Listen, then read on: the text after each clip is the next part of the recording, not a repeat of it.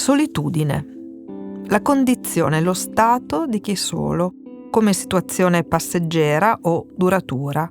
Amare, desiderare, cercare, fuggire, temere la solitudine, sentire desiderio di solitudine, di un po' di solitudine. Beata la solitudine, finalmente un po' di pace come espressione familiare di sollievo.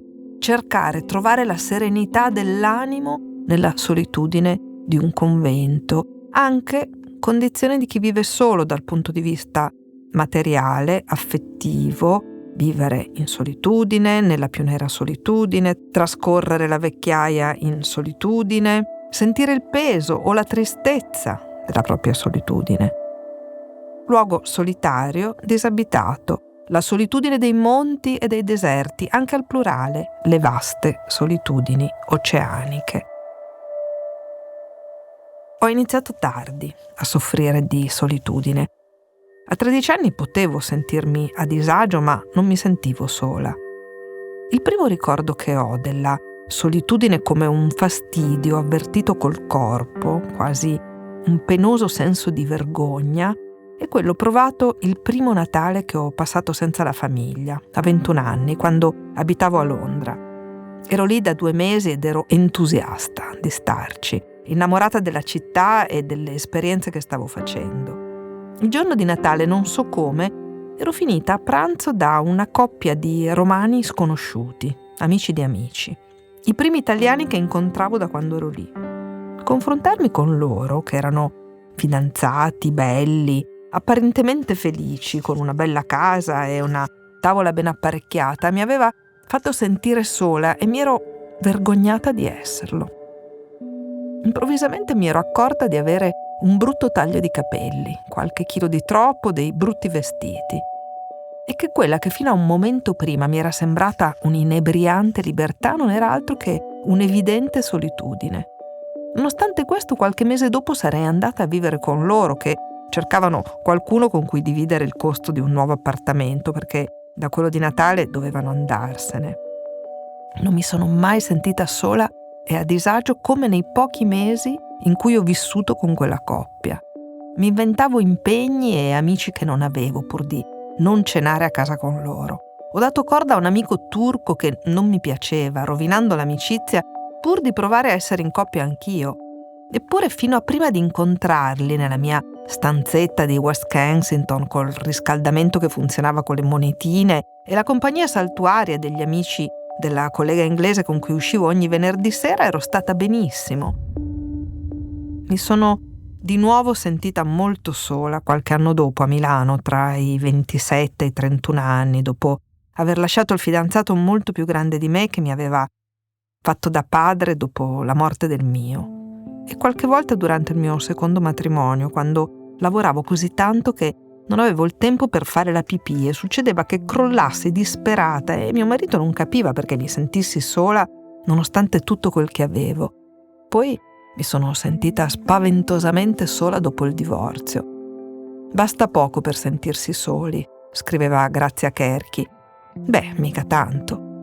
Da un po' di tempo spesso non mi sento sola, ma libera, come mi sentivo a 18 anni prima che si ammalasse mio padre, quando i rari amici che erano in coppia non avevano case in cui apparecchiare belle tavole da pranzo, ma al massimo una cameretta dove fare sesso se i genitori erano via, e per il resto quasi si vergognavano di essere una coppia, e quando stavamo tutti insieme neanche si tenevano per mano. In quegli anni la priorità era essere liberi, non stare in coppia. Beata solitudine e solitudine nera sono 2 facce della stessa medaglia, come dice la Treccani, ma bisogna essere riposati e sicuri di sé per godersi la faccia giusta. Anche adesso, se per un periodo lavoro troppo, faccio troppe cose, vivo troppo intensamente, poi la pago con un periodo di tristezza, allora la solitudine torna a far male. Sento di aver perso qualcosa che mi proteggeva, qualunque cosa fosse, e di essere perduta, che tutto sarebbe meglio che quella mano nera che torce lo stomaco e toglie il respiro. Chi è felice nella solitudine o è una bestia selvaggia o un dio, diceva Aristotele. Bestia selvaggia mi ci sento spesso, Dio mai.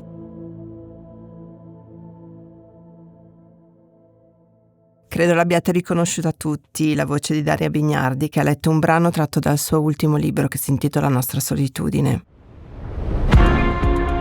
Sono Silvia Lucini e questo è Voce ai Libri, un podcast prodotto da Cora Media in collaborazione con Intesa San Paolo On Air.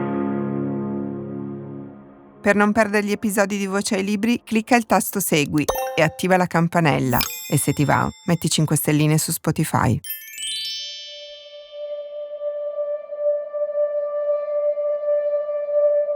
Questo è un titolo interessante perché la solitudine la immaginiamo sempre come una dimensione intima, personale.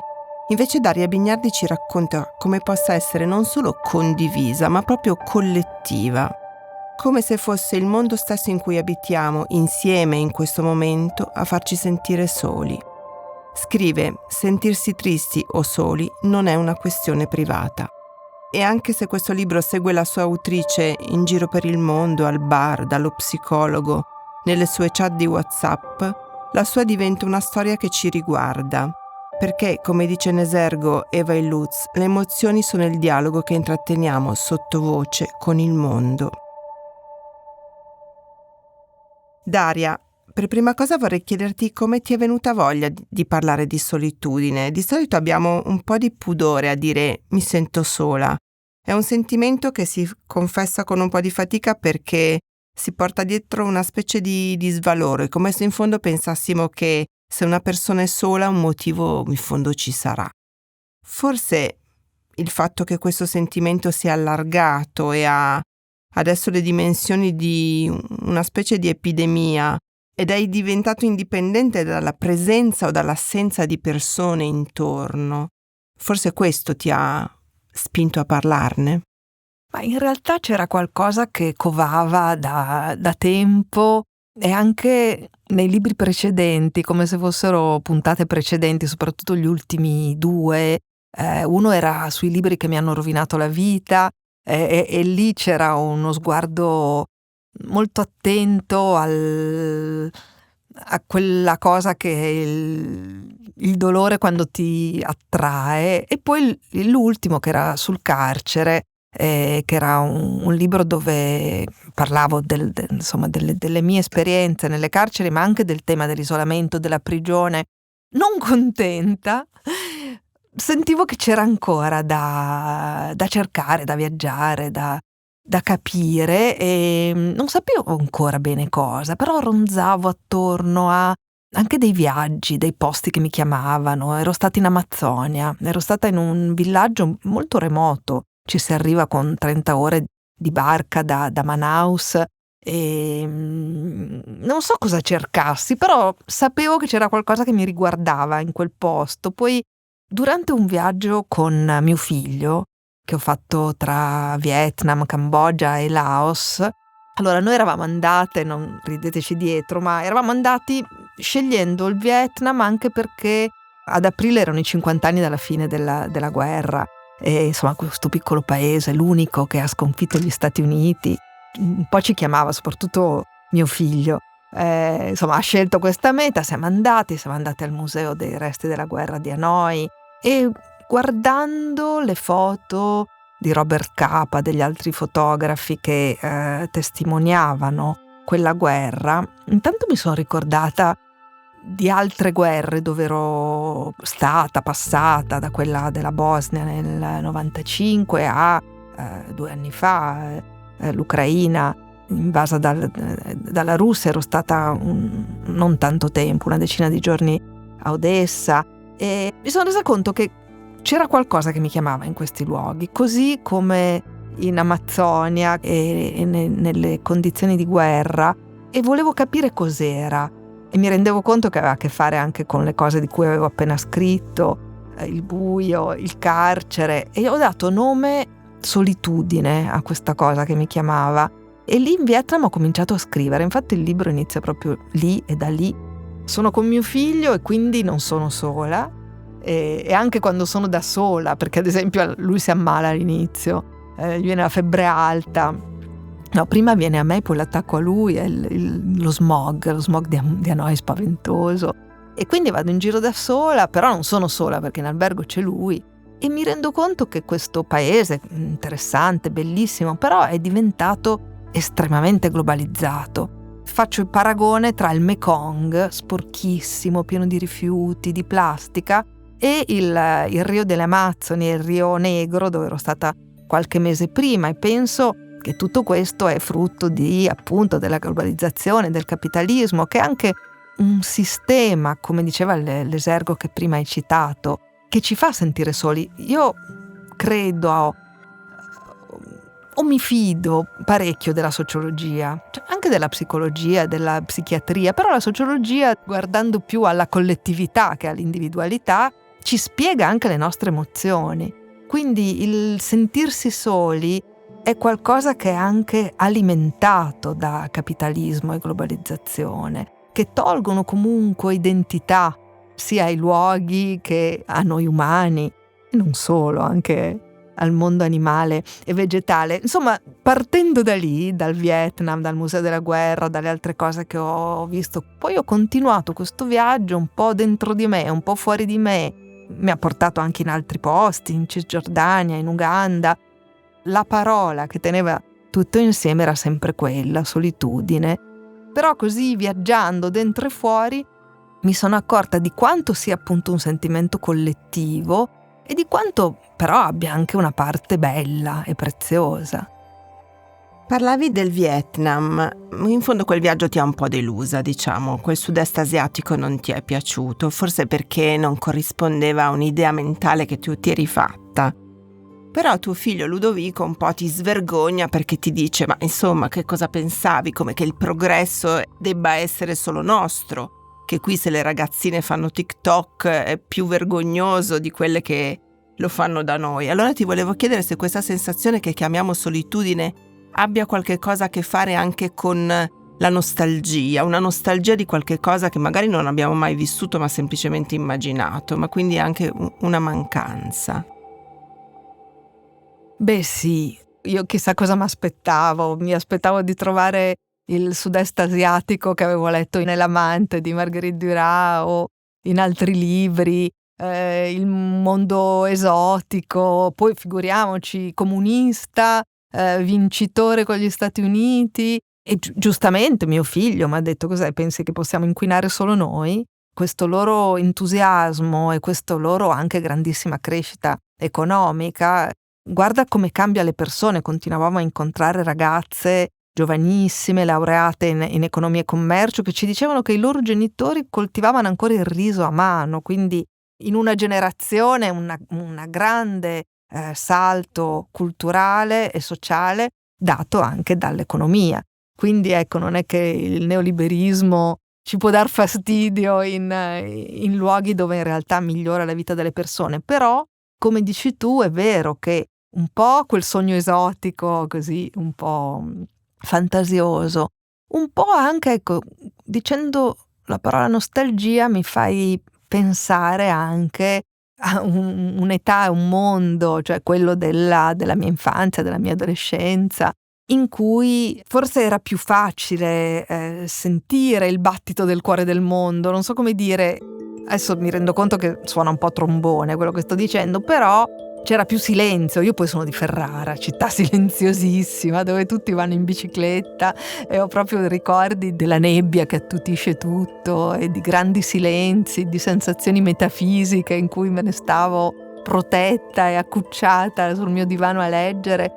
E dato che alla fine mi sono resa conto che in questo viaggio dentro la solitudine cercavo anche la parte bella della solitudine, ecco, forse là, in quel posto così, ripeto, protetto, che è quello dell'infanzia e dell'adolescenza, in una casa con tanti libri. Mia madre faceva la maestra, però aveva studiato a Ca' Foscari, quindi c'erano tutti i suoi tascabili dei romanzi russi e francesi, quindi sicuramente era bello vivere con quel ritmo, che forse è un ritmo che ti tiene più a contatto con ciò che conta. Magari era, chissà, è un ritmo che poi sono andata a cercare, ci sto pensando in questo momento, paradossalmente nei posti di guerra o nei posti estremi come l'Amazzonia e l'Uganda, perché nei posti dove si deve pensare alla sopravvivenza naturalmente i ritmi sono diversi e non sono così alienati come i nostri.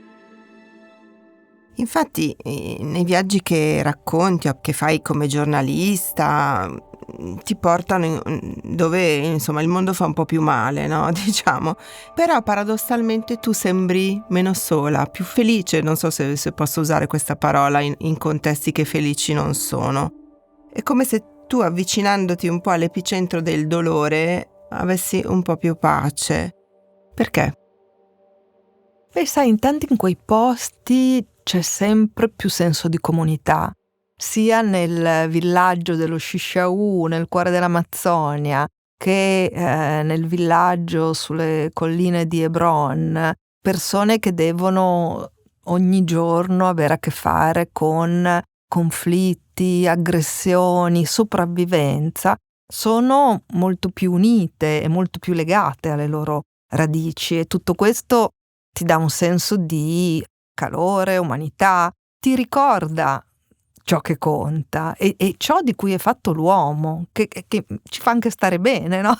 Ricordarci che non siamo questi esseri così frivoli o inutili, ma che insomma dentro di noi c'è tanta vita, tanta tenerezza, tanto coraggio. Così come in Uganda sono stata con una missione di medici che vanno da 10 anni nello stesso ospedale a Kampala a operare bambini cardiopatici. Lì era bellissimo vedere medici kampalesi, ugandesi e italiani lavorare insieme. Proprio sai, il contrario del colonialismo, io vengo e ti insegno, ma quei 10 anni di lavoro comune aveva formato delle equip che si erano scambiate delle cose.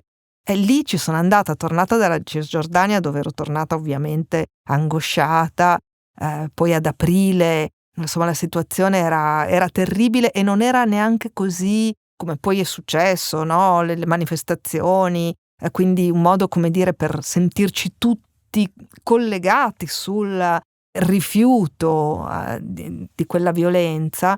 Ma insomma ad aprile era stato veramente angosciante essere testimone di quella violenza. Poi naturalmente è ovvio che sono giudizi superficiali, perché poi le società vanno conosciute dal di dentro, però ecco, anche nelle mie esperienze rispetto alle isole, alle piccole isole, l'ultimo libro, che era Ogni prigione è un'isola, che parlava di carcere, l'avevo scritto in particolar modo su un'isola piccolissima che è Linosa, e lì era più facile sentire sia questo senso di protezione che ti dà essere in pochi, conoscersi tutti dalla nascita, essere circondati dal mare, quindi magari avere anche grosse difficoltà a lasciare l'isola, un senso da un lato di protezione, dall'altro anche di prigione. E quindi tutte queste cose sono collegate, però è vero che sentirle, guardarle, sperimentarle, pensarci, come ogni incontro ci fa conoscere meglio noi stessi, ciò che è importante per noi.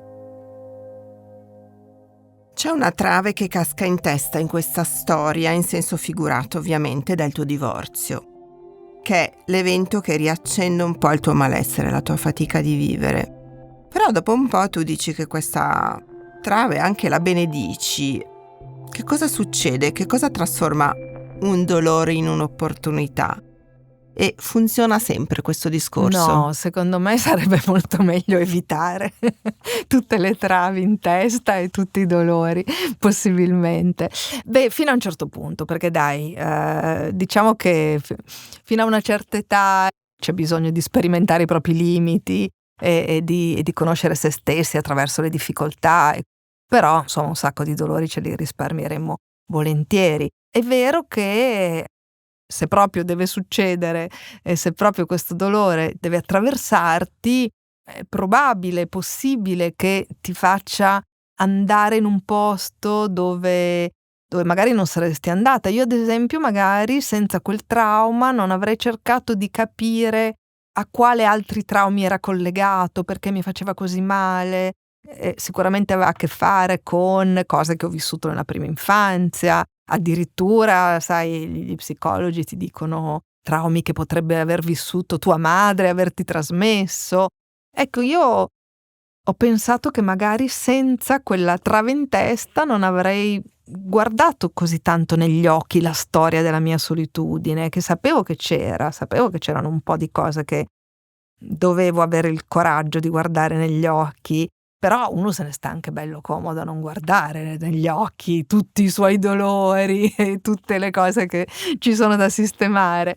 Però, insomma, quando sei costretto, allora cerchi anche intanto cerchi di farci amicizia, no? Alla fine è l'unico modo per, non dico metabolizzare, ma ma anche dare un senso ai propri dolori, e quello di, insomma, conoscerli, guardarli, farci un po' amicizia. Non so, è stato così anche per l'ansia. Io che avevo il terrore dell'ansia perché ho avuto una madre malata di ansia ossessiva, sono stata ansiosissima per anni, ma senza dare un nome a quella cosa lì. Cioè, l'ansia per me era il diavolo, il demonio. Quindi io mi sentivo un'inquietudine dentro fortissima, ma non sapevo che era ansia. Quando l'ho capito, un po' alla volta ci ho fatto amicizia e si è depotenziata moltissimo. Quindi, insomma, conoscere le cose fa sempre bene.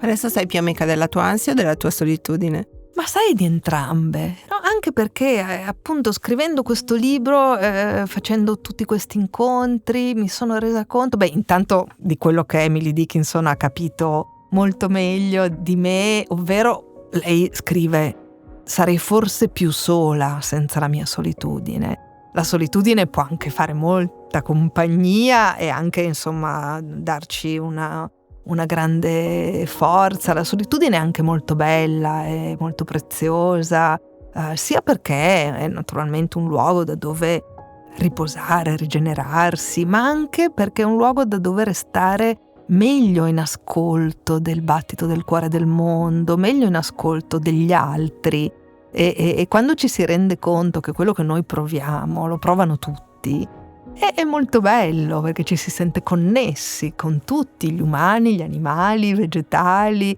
Adesso non so se i vegetali si sentono soli. Qualcuno, credo che Stefano Mancuso potrebbe dirci di sì. Certi animali sì, tranne certe bestie selvagge. Questo è un libro che parla anche tanto della fatica delle donne. Donne, madri, persone che curano. Tu scrivi: quando sono diventata madre ho rimosso ogni consapevolezza femminista. Ah sì, c'è questo incantesimo che colpisce le donne, spero sempre meno, che io ad esempio a 18 anni, no, avevo letto come, insomma, tutte le liceali, Simone de Beauvoir, Virginia Woolf, avevo chiarissimo che bisogna prima pensare a se stesse, il lavoro, prima di tutto devo stare bene io, no? Realizzarmi io, quei pensieri che non sono egoistici, sono sani. Invece poi ti crei una famiglia, almeno io ho fatto tutti gli errori che aveva fatto mia madre con me, compreso questa parola terribile che mia madre diceva sempre, cioè mi sacrifico per voi, foriera poi di disgrazie, perché naturalmente poi ricatti emotivi, cioè ma chi t'ha chiesto di sacrificarti, no? Non sacrificarti. E invece è come veramente una maledizione. Però guarda, mi sono resa conto che davvero è una questione di ruoli e non di genere. Io ad esempio ho un mio caro amico col quale anche lavoro, e lui, che è uno scrittore, in casa sua, diciamo, si occupa delle bambine piccole perché la moglie ha un lavoro fuori, e lui insomma è quello che fa la spesa, che cucina, che le porta a nuoto, che le porta a scuola, le va a prendere, e tende a fare tutti gli stessi errori. Cioè la cura, che è una cosa meravigliosa, però se diventa un ruolo che non è condiviso, ma che è il ruolo di cui ti fai carico, poi può veramente provocare dei terremoti, dei disastri, dei ricatti e anche della sofferenza. Quindi, insomma, è anche una fregatura, no? Questa cosa del ruolo di cura che tradizionalmente hanno rivestito soprattutto le donne. Quindi è innegabile che nella storia dell'umanità siano state soprattutto le donne quelle che si sacrificavano per il resto della famiglia, il marito, i genitori. E tutto questo non fa bene a nessuno, ma neanche a quelli che sono in teoria i curati. che sarebbero molto più liberi, indipendenti e felici senza questo "con tutto quello che ho fatto per te". Mi sono ritrovata tantissimo nelle pagine in cui racconti della tua vita di giovane madre e ho visto i miei figli nei tuoi figli che ti dicono che si ricordano che facevi da mangiare sempre le stesse 3 cose e che urlavi sempre, i miei uguale. E mi sembra che ci sia andata ancora bene perché tu racconti di quella tua amica la cui figlia invece l'ha disegnata piccolissima che la picchiava e qui cosa non vera peraltro. Sì, ha fatto un disegno che poi le maestre hanno appeso al muro con sopra scritto "Mia madre mi picchia sempre". E lei gli aveva dato una volta una leggera sculacciata in una situazione di un certo tipo. Ma perché Anch'io non urlavo sempre, però quelle 3 volte che ho urlato se le ricordano come se fossi l'unica cosa che ho mai fatto. Ma perché succede secondo te? Perché tanta ingratitudine, diciamolo? È normale, perché si tende a ricordarsi delle cose che ci sono dispiaciute, no? Anch'io mi ricordo perfettamente, credo l'unica volta in cui mio padre mi ha dato una sberla. Mio padre poi era del 1914 perché mi ha avuta che aveva 50 anni e mi ha dato una sberla nella sua vita e io me la ricordo come appunto la bambina maltrattata. Dai, le madri sbagliano sempre, ma i genitori sbagliano sempre. Come sappiamo, per consolarci devono anche sbagliare, no? Per me la grande consolazione è sempre stato, sai quella frase di James Hillman che dice sì, mi ha rovinato la vita, così come la mia vita doveva essere rovinata perché io diventassi me stesso. Qualcuno te la deve rovinare sta vita e di solito sono le madri. In questo libro ci sono anche un sacco di cani. Ci racconti perché? I cani sono il mio sogno. Io ho un gatto, io ho sempre avuto gatti. Mio fratello Micione l'abbiamo trovato per strada che io avevo 5 anni, sono cresciuta con lui perché mia sorella è molto più grande di me, ha 11 anni più di me, si è sposata presto. Quindi veramente sono cresciuta con lui, c'era una grande intesa. Vissuto 21 anni. E poi adesso c'è Obama che ne ha 17. Allora mi sono sempre piaciuti gli animali tutti, però è un po' di tempo che quando incontro i cani ci scambiamo degli sguardi che, non so, io mi sento capita e non vedo l'ora di avere un cane come compagno. Non lo faccio per via di questo gatto anziano che non sarebbe contento se gli sottoponessi un compagno cane in questo momento della sua vita. Però ne ho molto desiderio e tutti i cani che incontro e tutti i compagni, non li chiamo padroni, tutti i compagni umani dei cani che incontro li intervisto e quindi chiedo tutto sul cane, il carattere, abbaia, non abbaia, cosa mangia, cosa fa. Quindi ormai so tutto, infatti so che quando finalmente prenderò questo cane sarà una femmina di un paio d'anni, perché credo di non farcela col cucciolo, e quindi un paio d'anni, dal canile naturalmente, e quindi insomma aspetto questo incontro e questa nuova presenza nella mia vita con grande desiderio. Nel romanzo ti interroghi spesso se abbandonare i social, pensi di sì, poi no, ma nei social metti anche WhatsApp, non ho capito tanto lo è, perché è un social network WhatsApp ed è l'unico che non riesco ad abbandonare assolutamente. La realtà è che con gli altri non si fa molta fatica, cioè non so, TikTok proprio non sono proprio riuscita neanche a entrarci, neanche volendo. Facebook non lo uso più da tempo, Instagram volendo insomma se ne può fare a meno, ma anche X, e invece WhatsApp no, è fondamentale per sentire figli, amici, famiglia. Insomma, a volte io sospetto che la mia vera vita sia quella su WhatsApp. Sicuramente è una vita sociale molto più ricca di quella che faccio nella realtà. Sì, il libro inizia proprio con questa cosa, è gennaio, sai, i buoni propositi dell'anno nuovo. Gennaio, basta coi social. Poi era un momento in cui Musk era particolarmente molesto, insopportabile e insomma era così chiaro quanto questi oligarchi della tecnologia abbiano costruito fortune anche sulle nostre solitudini, perché poi certi social, no, contribuiscono a farci sentire soli. fingendo di farci compagnia, e quindi volevo fare questo gesto di ribellione, ma non ce l'ho fatta. No. Scrivi che la solitudine è un rifugio, hai citato prima Emily Dickinson, che dice che la solitudine alla fine tiene compagnia. Volevo chiederti qual è il confine tra rifugio e prigione, tra starci bene e starci male. Come in ogni cosa non c'è, nel senso che il confine dovrebbe essere l'equilibrio, no? E così come la solitudine ha queste facce, la solitudine nera, la beata solitudine, sai, dipende oltre a quelli che sono i condizionamenti sociali ed economici che contribuiscono a far sentire solo un individuo dentro a una società, ma poi ci sono quelli privati che secondo me hanno molto a che fare anche con l'umore, no? Un giorno che sei più stanco, sei più stressato, sei un po' più giù, ti senti solo, l'altro giorno che stai bene sei felicissimo di stare da solo perché è la cosa più bella che potevi fare quel giorno, quindi credo che sì, che dipenda molto dall'umore. Non c'è un allarme, non c'è, diciamo, una soglia. Come in tutte le cose che hanno a che fare col nostro umore, quando si tinge al nero, quello è l'allarme. Io l'ho scoperto tardi nella vita, ma ho scoperto che si può cercare e impegnarsi per stare il meglio possibile.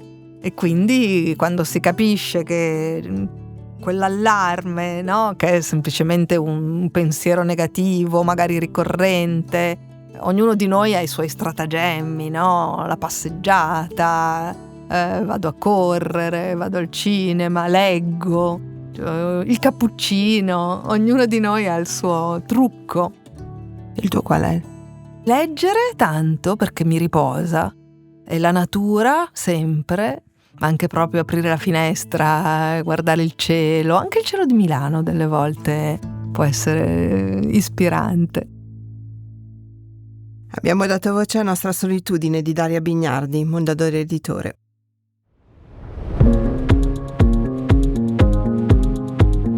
Voce ai libri è un podcast di Cora News prodotto da Cora Media in collaborazione con Intesa San Paolo On Air. È scritto da Silvia Nuccini. La cura editoriale di Francesca Milano. In redazione Ilaria Ferraresi. Il sound design è a cura di Cosma Castellucci. Il project manager è Marco Paltrinieri. Il producer è Alex Peverengo. Coordinamento post-produzione di Matteo Scelsa. Il fonico di studio è Luca Possi.